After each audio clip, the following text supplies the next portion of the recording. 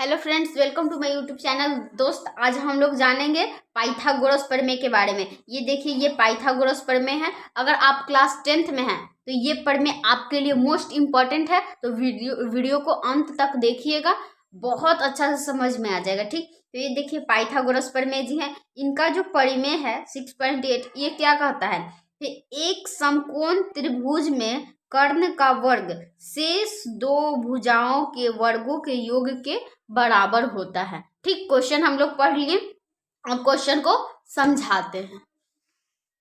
देखिए पाइथागोरस प्रमेय क्या कहता है, एक समकोण त्रिभुज है। ठीक है, समकोण त्रिभुज बना लेंगे जिसका एक कोण 90 डिग्री होता है, उसको क्या कहते हैं, समकोण त्रिभुज। ये हो गया समकोण त्रिभुज। मान लीजिए इसका नाम दे देते हैं ए बी सी। ठीक है, तो ये इसके 90 डिग्री के सामने वाले भुजा को क्या कहते हैं, कर्ण कहते हैं। ठीक है, और जो शेष दो भुजा है, एक को आधार मान लेते हैं और एक को क्या मान लेते हैं हम लोग, लंब। ठीक है, तो पाइथागोरस जी क्या कहते हैं अपने प्रमेय में, क्या कहते हैं कि जो समकोण त्रिभुज होता है, समकोण त्रिभुज का कर्ण शेष दोनों भुजाओं के वर्गों के योग के बराबर होता है। इसका जो वर्ग होगा इसके वर्ग के और इसके वर्ग के बराबर होगा।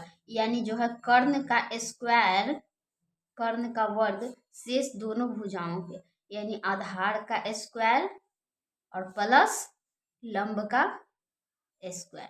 यही हम लोग को क्या करना है, प्रूफ करना है।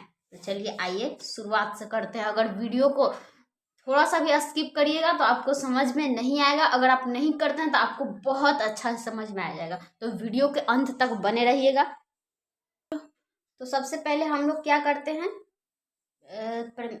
पाइथागोरस प्रमेय के लिए एक समकोण त्रिभुज को ड्रॉ करते हैं। ठीक है, एक समकोण त्रिभुज बन गया। ठीक है,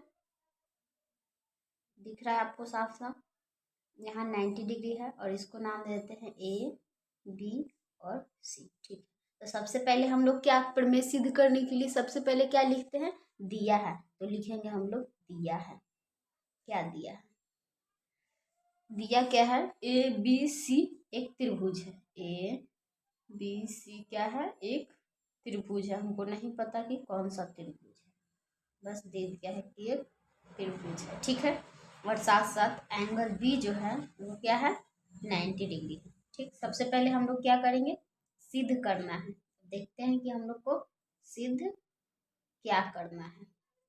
तो सिद्ध क्या करना है, जो कर्ण होता है यानी ए सी का स्क्वायर जो होता है, ए बी के स्क्वायर प्लस बी सी के स्क्वायर के क्या होता है, बराबर होता है। यानी इसका स्क्वायर के इसके स्क्वायर के योग के बराबर होता है क्या, इसका स्क्वायर। ठीक है, ये क्वेश्चन आप लोग समझ गए होंगे। तो देखिए यही हम लोग को क्या करना था, प्रूफ करना था। तो चलिए स्टार्ट करते हैं। हम लोग कैसे प्रूफ करेंगे, तो सबसे पहले इसका क्या करेंगे, रचना करेंगे हम लोग। रचना इसमें क्या करेंगे, यहाँ जो ये है ना त्रिभुज, यहाँ से बी पॉइंट से एक डॉट डॉट डॉट डॉट लंब खींचेंगे। किस पे, सी या ए सी ए पे। ठीक है, तो इसको क्या लिखेंगे रचना में, बी, यहाँ पे नाम रख दीजिए इसको डी। यानी बी डी का जो वर्ग है, बी डी है किस पे लंब है, ए सी। ए सी पे क्या है, लंब है। ठीक है, इस पे लंब खींच लिए। अब हम लोग चलेंगे क्या, अब देखेंगे कि हमको क्या लाना है, ए सी का स्क्वायर चाहिए। ठीक है, तो ए सी यहाँ पे मिल रहा है। ठीक, फिर क्या चाहिए, ए बी और ये हो गया बी सी। सबसे पहले हम लोग क्या करेंगे, इस बड़े वाले त्रिभुज में चलेंगे।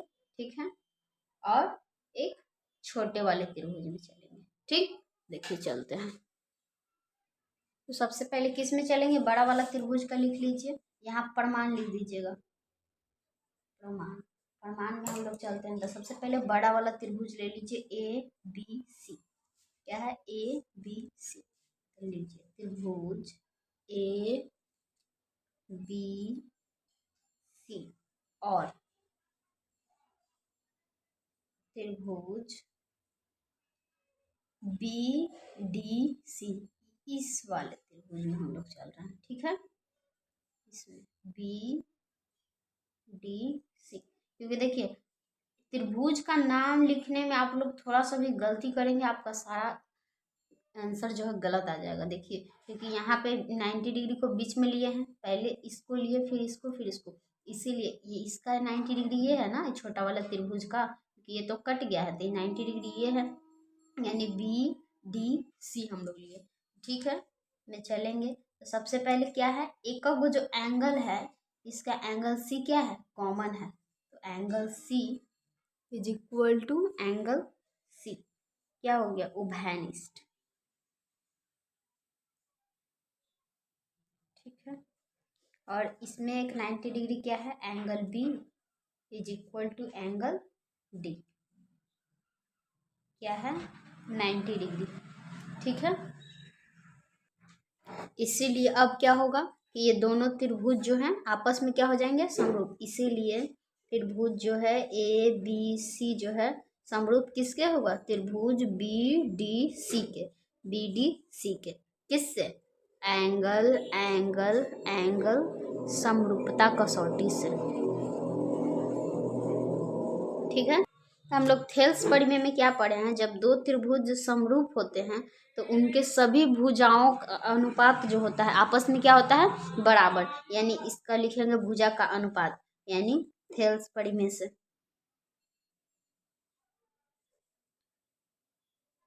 अगर आप थेल्स परिमेय को नहीं देखे हैं तो उसका वीडियो अपलोड कर दिया गया है, आप देख लीजिएगा। ठीक है, तो सबसे पहले देखेंगे ए बी, तो ए बी लीजिए। ठीक, अब इस त्रिभुज का लेंगे तो इसका बी डी, तो बी डी, ठीक है, is equal to B C, ये दोनों त्रिभुज ये दोनों लेंगे तो बी सी बटा डी सी, डी सी। ठीक है, अब हो जाएगा ए सी और ये हो जाएगा बी सी।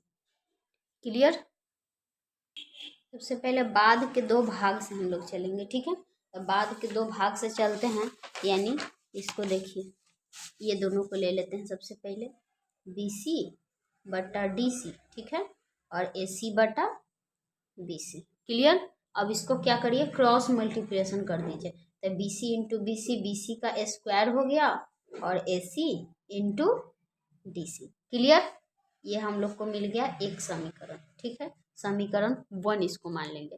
फिर से हम लोग क्या करेंगे, त्रिभुज में चलेंगे।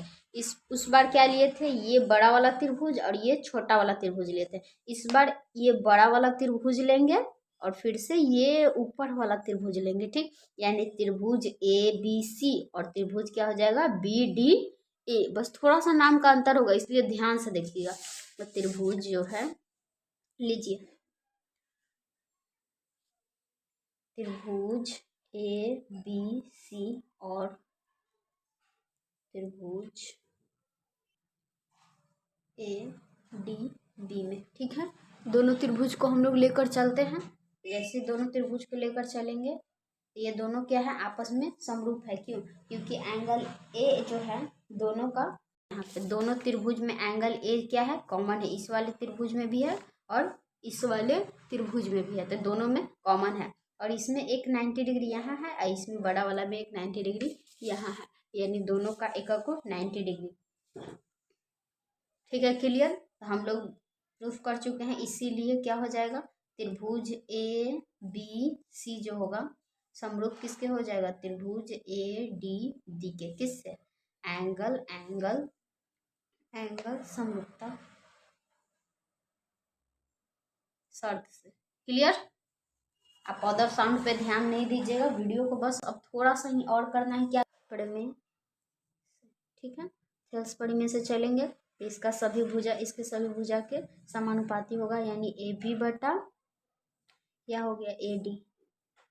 ठीक है, बी सी बटा डी बी। ठीक है, और ए सी बटा ए बी। क्लियर, तो हम लोग क्या चलेंगे, इन दोनों पैटर्न को जब साथ करते हैं, इसको और इसको, तो देखिए बी बी, ए बी का स्क्वायर। ठीक है, और ये हो जाएगा ए सी इंटू ए डी। ठीक, क्लियर, इसको समीकरण 2 मान लेते हैं। देखिए समीकरण 1 और समीकरण 2 को अब क्या करते हैं, जोड़ देते हैं, काम आपका यहीं पे हो जाएगा। तो समीकरण 1 और समीकरण 2 को जोड़ने पर, ठीक है, समीकरण 1 प्लस समीकरण 2 आप लिख सकते हैं जोड़ने पर भी या ऐसे भी। तो देखिए समीकरण 1 किसी को भी पहले ले लीजिए, लिख लेते हैं हम लोग AB का स्क्वायर, ठीक है, और इसको ले लेते हैं BC का स्क्वायर। आपको दिख रहा है यहाँ पे क्या है BC का स्क्वायर, यानी लेफ्ट हैंड साइड को एक साथ जोड़ेंगे, ठीक है, BC का square is equal to,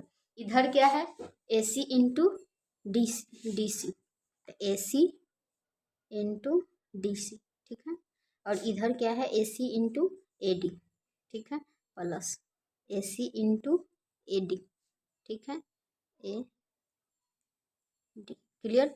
AC आपको कॉमन दिख रहा है, ठीक है, तो कॉमन ले लेते हैं AB का स्क्वायर प्लस BC का square is equal to AC, ठीक है, और DC प्लस AD, ठीक है। अब त्रिभुज में आइए और देखिए क्या है AD प्लस DC का मान कितना है AC, ठीक है, क्लियर। तो ये दोनों का मान कितना हो गया AC के बराबर, यानी AB का स्क्वायर प्लस BC का square is equal to AC, और ये हो गया गुने ये भी हो गया AC, ठीक है, क्लियर। तो ये हो गया AB का स्क्वायर प्लस BC का square is equal to AC का स्क्वायर, यानी इधर साइड कर दीजिए इसको और हो जाएगा AB का स्क्वायर प्लस BC का स्क्वायर। यही तो प्रूफ करना था, हो गया proof. Clear clear clear. Video अच्छी लगी हो तो लाइक करें, चैनल पे नए हैं तो सब्सक्राइब करिए। ऐसे ही जिस चीज़ का भी क्वेश्चन कोई भी आपको प्रॉब्लम हो तो आप हमें कमेंट कर सकते हैं। Thank you so much.